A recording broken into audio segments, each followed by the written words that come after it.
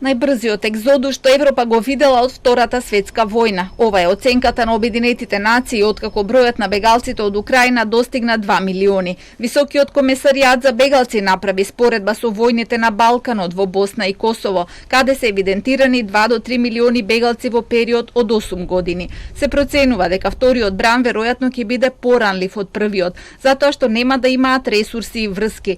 Се бара уште поголема солидарност во Европа и пошироко. Бројот на луѓе кои се раселени во границите на државата пак засега не е познат. Најмногу бегалци досега примила Полска, 1.028.000 лица. Хуманитарните организации на нивната граница ги дочекуваат бегалците со топол чај, храна и вода. Олга Куницка и нејзината 5-годишна керка Злата патувале 2 дена до границата по поминати 9 дена во подрум во близина на Киев.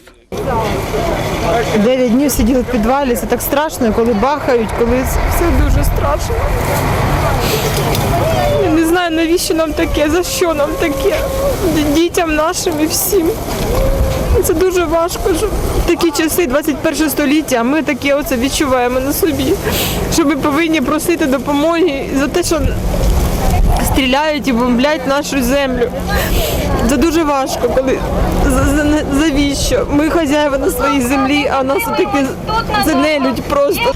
Евакуацијата е отежната и од се пониските температури кои се очекува да паднат и до минус 20 степени. На романската граница каде се чека и по повеќе од 10 часа без нејне време. Илјадниците заглавени во конвоите кои се движат пребавно кон границите стигнуваат премрзнати. Некои со хипотермија, а доброволци ги дочекуваат со кебиња и наметки и им нудат медицинска помош. Многу од нив повтор пат поминуваат низ истата голгота. Мы в 2014 году уже однажды убегали, спасали своего первого ребенка, и мы чудом спаслись, и мы оказались в городе Одесса. Мы также приехали без ничего, с одной сумкой в Одессу, начинали с самого начала. И очень обидно, что мы опять покидаем свой дом, второй. И теперь, я не знаю, честно. Тогда мы хотя бы были бы в своей стране, да, наши люди, а теперь мы вообще находимся просто как кошмар, честно. Я не знаю. Британија им одобри виза на 300 украински бегалци досега според новата шема. Во процес е 17.700 апликации, но речиси 600 бегалци се заглавени во францускиот град Кале, од кои многумина тврдат дека се одбиени за виза поради недоволно документи. Од азиската економска сила Јапонија се согласија да прифатат бегалци, но досега им дозволија влез во земјата само на 8 лица.